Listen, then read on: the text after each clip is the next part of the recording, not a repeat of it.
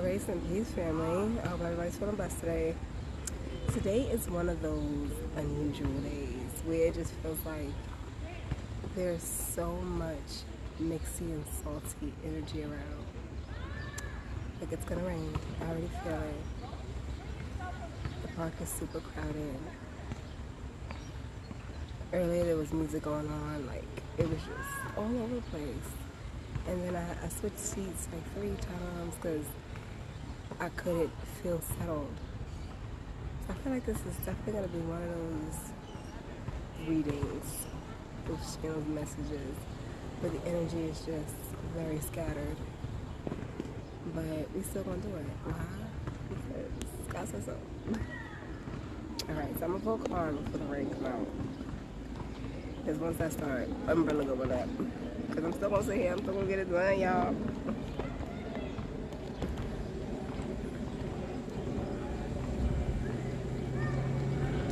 So the first card I'm going to pull is going to come from my Mind Oracle. And I said it. Dude, it just started pouring just now. Y'all. You hear it? It just started right now. Okay. So I'm going to hold this down. Hold my umbrella, y'all. Let's get settled. Okay. Now I've already cleansed these, so let's see where we are. Let's switch. There we go. It's a bit better. Yeah. We gonna do it, y'all. Alright, Holy Spirit, come through. Where do you want me to go with this message? On this beautiful rainy day. Feels good, I will say. Where do you want me to go, Holy Spirit? Take me. Do this. Take me into the energy.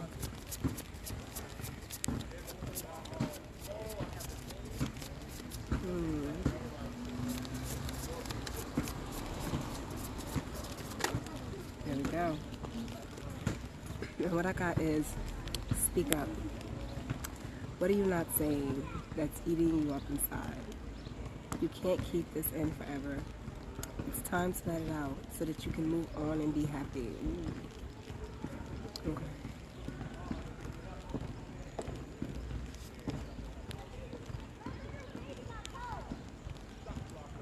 I'm getting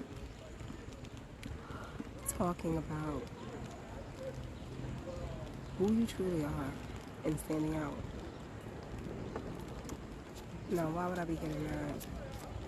I'm going to say it's because many of us are silenced very young. I definitely was. I will tell you. As a kid, I was always a little mystic. I like what I like, and I always have. Even me being in the park right now in the rain, when I was a kid, I used to like to go to the park. And while all the other kids was running around, playing on the slides, playing on the swings, I would find the most comfortable plot of dirt, sit my butt down, and get to play in the dirt. Now, of course, growing up in my family's household, it was, why you gotta be so weird? Why can't you play in the park like everybody else? But my idea with playing in the park was being in nature and being around my quote-unquote friends. And who were my friends?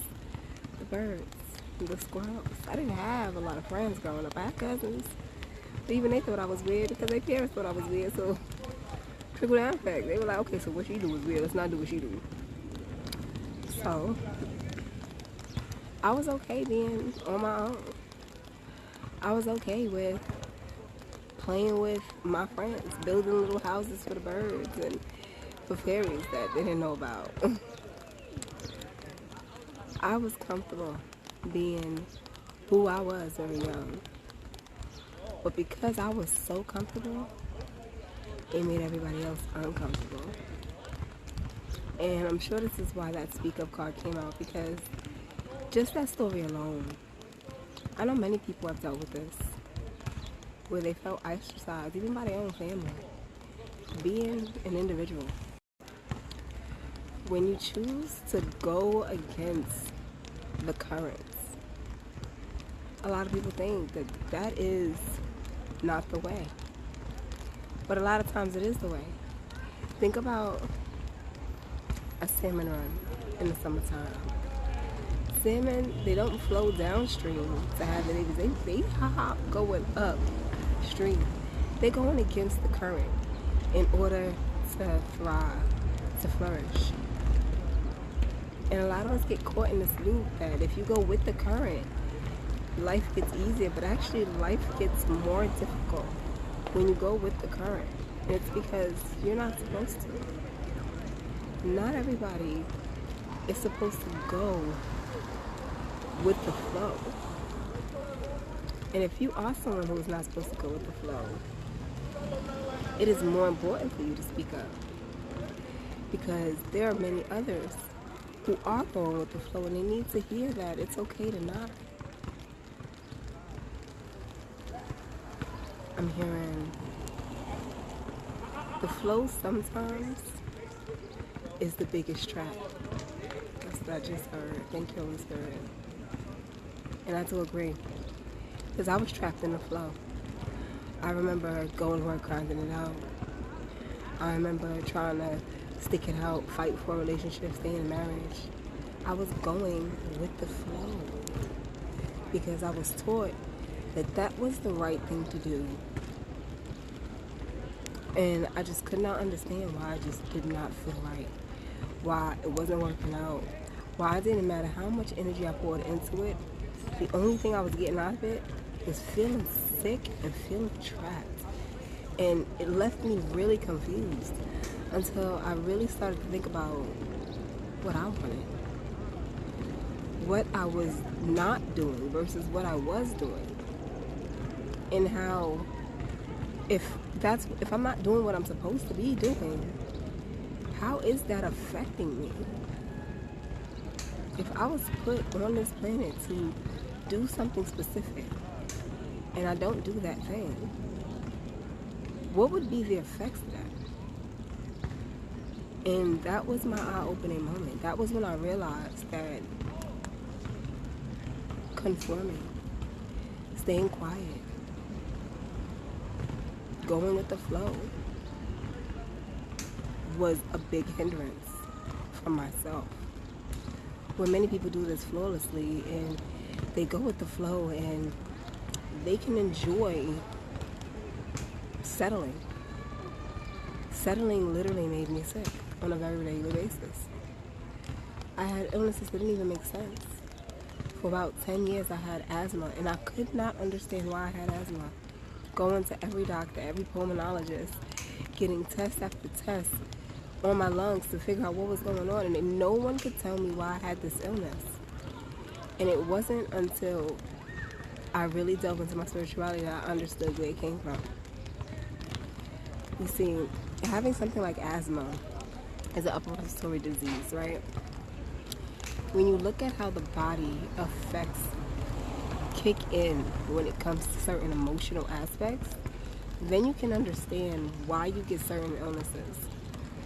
Now, for myself, I became an asthmatic due to being brokenhearted and staying in that broken heart emotional standpoint and not healing it. And this is so true.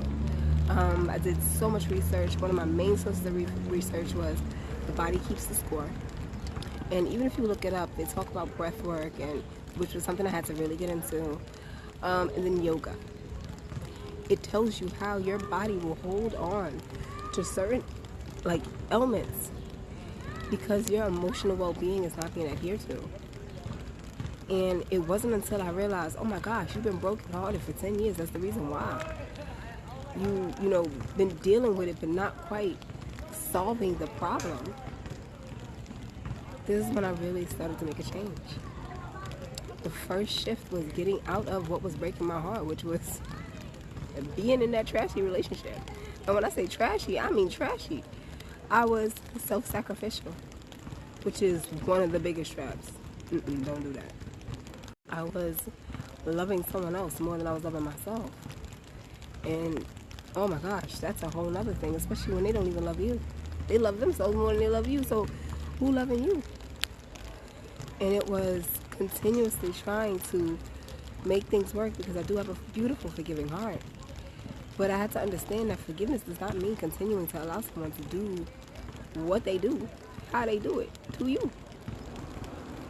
So, like I said, diving into my spirituality was what really kicked it up, because when I really understood Jesus' message about forgiveness, about being able to move forward, about understanding who you are as a person, all of these messages started to come together with the research, and it was just like, oh wow. Then it was connecting back to source. But I was speaking to Jesus myself, so I didn't have to get a middleman and have someone telling me what Jesus said to me or what Jesus told me. No, he's telling me straightforward, and I was like, wow, people need to know this. And then it was speak on it. Let people know. And I've been dedicated to that. Anyone I meet, especially in person, because you catch me in person, I got a message for you. But I will not speak on what's going on with me. And the reason is because I've been through way too much. From early childhood abandonment issues, because a lot of people think abandonment means somebody left you. People can leave you and still energetically be there. People can have you around to use you and not be there for you, and you still end up with abandonment issues. Happens every day, peoples, every day. You know, traumas from childhood. All of these things needed to be sorted. When I really looked at that box that I was trying to keep closed, that closet door that I had shoved closed, that when I opened the door, it all came flooding out, I understood. This is why you're so sick. Not only are you holding on to all these emotional aspects, but you're also holding on to people who are keeping you in that emotional limbo. That was it for me. So the Spirit God really wants you to know that it is your time to speak up. It is your time to recognize that things need to change on your own behalf. Where you can pray to God and say, God, change my life, change my world, change the people around me. God is willing to help you shift. He's willing to help you. But the bulk of the work is going to come from you. And this is another mistake that I see done every single day. Where people pray and they think, oh, I'm going to just wait on the Lord. This is where faith without the works is dead. Because you got to do some work. God sometimes will have people show you who they are so you cut them off. And then they come back apologizing, pretending that they really mean sincerity. Just so that they could just be in your energy again. They don't mean that. And you let them right back in. But God already pushed them out of your life. He showed you the door. He showed you what they were. So we have to understand that not everything is going to rely on God to move on your behalf. A lot of those movements, those shifts are going to come from you.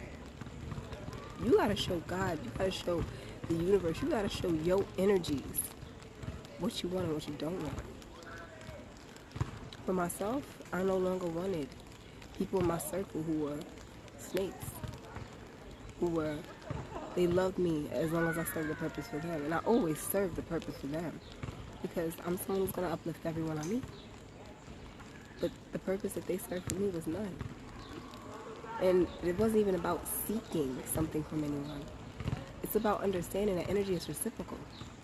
If I pour into you and I'm left with nothing or I'm left with less, you should never be okay with accepting it. So it's not about wanting you to do more. It's about you wanting you to do more. So I want to pull one more card for you. Let's see where we are. I'm working my magic with this umbrella, y'all. See this? You see this? See this? Holding this umbrella up. I'm going to get a message from your higher self.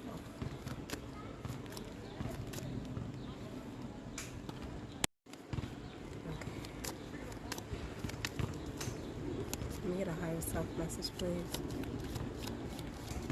Here we go. Open your heart, not just a little, all the way, and let the love flow in. Beautiful and fitting. Because that's really what it is. It wasn't about wanting someone else to love me. That wasn't something that I needed ever. What I needed to really start to heal was to love myself and to let God love me. And to understand that I was worthy of that. And by doing that, it made others recognize how much they loved me. Because I no longer was around the ones who didn't. See, when you close those doors to the ones who are siphoning your energy, who are taking from you energetically, who actually secretly want to see you fail and pretend to smile in your face, because we know those. You leave more room for those who actually want to see you rise. It pulls you away from them. And from there, there's no other place you can go but up. Alright, I'm going to enjoy the rain for the next maybe 10 more minutes. But thank you for being here. Like, comment, subscribe, share, you know, some jokes. And I'll catch you in the next one. Love and light and peace.